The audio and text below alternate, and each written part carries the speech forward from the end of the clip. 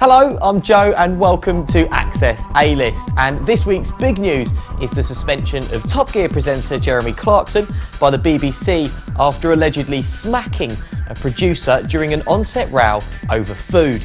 The row apparently erupted between Clarkson and producer Oisin Timon. Now, co-host James May admitted there had been a bit of a dust-up when questioned outside his home, but he joked he might not be the most reliable witness as he was blind drunk at the time. Now, the BBC have since cancelled Sunday's programme and may be looking not to air the final 2 episodes of the series pending an investigation. Jeremy Clarkson has a long list of gaffes to his name, including destroying ancient trees, upsetting the people of Mexico and Argentina, claiming lorry drivers murdered prostitutes and being accused of various racial slurs and many more. Now, despite this, to date over 650,000 people have signed an online petition to reinstate Clarkson, and the hashtag #BringBackClarkson has been trending on social media, as has the slightly less tasteful Je suis Jeremy. Even British Prime Minister David Cameron, a friend of the TV hosts, has commented on the debate, describing Clarkson as a great talent and a friend, and saying his children would be heartbroken if Top Gear was taken off the air for good. However, BBC bosses have a tough decision to make, as the Top Gear global franchise is estimated to be worth £50 million and is a huge global hit for the corporation, meaning they would take a serious financial hit should the show be taken off the air. Clarkson, however, whose BBC contract is due to expire in just a few weeks, is going to be absolutely fine, as it's thought a bidding war is going to begin between ITV, Sky and other heavyweight broadcasters to secure his services, with early estimates suggesting any potential deal may be worth £10 million plus. Something wrong with the world, isn't there? So what do you think? Should Jeremy Clarkson be reinstated by the BBC, or is he simply a dinosaur that doesn't belong on modern television? As always, have your say by leaving a comment below or drop us a tweet at Access A-List. Over to Dubai now, where UK girl group Little Mix will be shaking things up this week when they perform at the X Factor Arabia launch party. This is according to Time Out Dubai. The Simon Cowell created show is back for its 3rd season after getting a total revamp and being acquired by Dubai-based NBC Group after being previously owned by Egyptian channel CBC. The event is by special invite only, and the girls, Jade Thirlwall, Perry Edwards, Leanne Pinnock and Jessie Nelson, performance is going to be aired on Saturday the 14th of March when the show premieres on NBC4 and NBC Mazur. And Lebanese superstars Alyssa and Raghib Alama and Egyptian singer and actress Donia Samir Ghanem, who are the show's new celebrity judges, are also going to be present at the event. In 2011, Little Mix were the first group to win the X Factor UK, and since then they've had a successful run with 2 albums, DNA in 2012 and Salute in 2013. In by far the most exciting news of the week, or maybe even the year, it's the return of Ifta Ya Simsim, the Arabic educational television show based on the world's longest running TV series for kids. That's right, Sesame Street. Now, the Director General of the GCC Joint Programme Production Institute said, "We have always been committed to creating Arabic TV content that truly reflects the traditions and heritage of the GCC, including the first ever Ifta Yam Simsim back in 1979.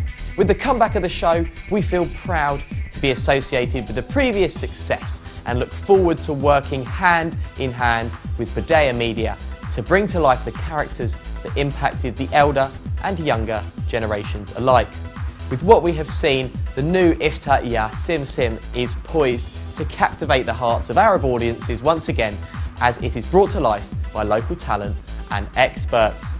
Now, the new production is underway, with the Arabic educational TV series set to launch later this year. Since appearing on Arab's Got Talent Season 4, Egyptian contestant Yasmina's voice has been a hot topic of debate for Arab stars and anyone who's heard her unique vocal. But one singer, Ahlam, has been critical, describing her voice as strong but lacking in emotions. Now, Egyptian journalist Mohammad Ghaity didn't take kindly to this, and following a heated debate with Ahlam on the issue, has decided to file a lawsuit. But Ahlam found this absolutely hilarious, tweeting, "You curse me and file a lawsuit against me? Are you stupid? If you wanted the 2 million Egyptian pounds, you should have just said so from the beginning. I would have paid them to you as charity." Now, Yasmina may not have won Arab's Got Talent on Saturday night, but she certainly is a rising star to millions of people across the Middle East. Now, looks like when Robin Thicke and Pharrell sang about blurred lines, they were talking about the moral grey area between artistic inspiration and downright copyright infringement. The pair, who co-wrote the 2013 hit, have been ordered to pay Marvin Gaye's family $7.3 million after a court deemed they had ripped off the legendary soul singer's classic 1977 hit, Got to Give It Up. A spokesperson for Thicke and Williams has said they will appeal the decision though. And before we finish, this week sees news for the fashionistas among you, as two models who are so hot right now hit the catwalk at Paris Fashion Week. Ben Stiller and Owen Wilson reprised their characters of Derek Zoolander and Hansel and absolutely stole the show when they performed this stunt at the Maison Valentino event this week.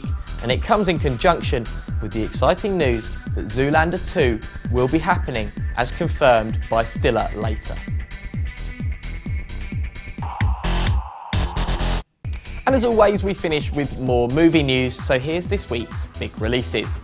First up, Run All Night stars Liam Neeson and Ed Harris in the story of mobster and hitman Jimmy Conlon, who is forced one night to figure out where his loyalties lie, with his estranged son Mike, whose life is in danger, or his longtime best friend, mob boss Sean Maguire, who wants Mike to pay for the death of his own son. Liam Neeson's gradual transformation into ageing action hero continues, and as always, this film is worth a watch for the fun as well as for Liam's wandering accents. Next up, X plus Y is about a socially awkward teenage math prodigy who finds new confidence and new friendships when he lands a spot on the British squad at the International Mathematics Olympiad. It did well critically and at festivals and could be one for the connoisseurs among you. And finally, classic sing-along The Sound of Music is getting a 50th anniversary cinematic re-release, and the story of a woman who leaves an Austrian convent to become a governess to the children of a naval officer widower has lost none of its charm. Maybe your mum will like it on her special day this weekend. So that's it from this week's Access A-List, and as always, for more of the latest entertainment news from all across the globe, make sure you check out levant.tv, and please do follow us on Twitter at Access A-List.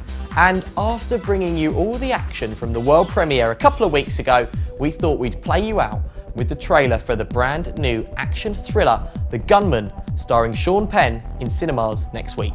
I'm Joe, thanks for watching. It's the one shot you got.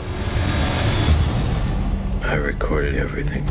I'm gonna throw it out where the world can see it. Really? Really? Jim, we have a surprise for you. She is a remarkable woman, Jen. Remarkable. I gotta go, Stan. Do you hear me? I got to go. Let the real hunt begin!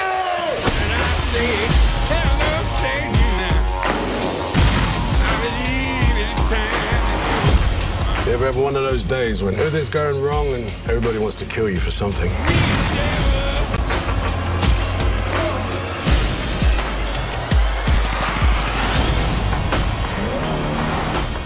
I can see the company's perspective. You're the last real threat on the table. And we got nothing left to talk about.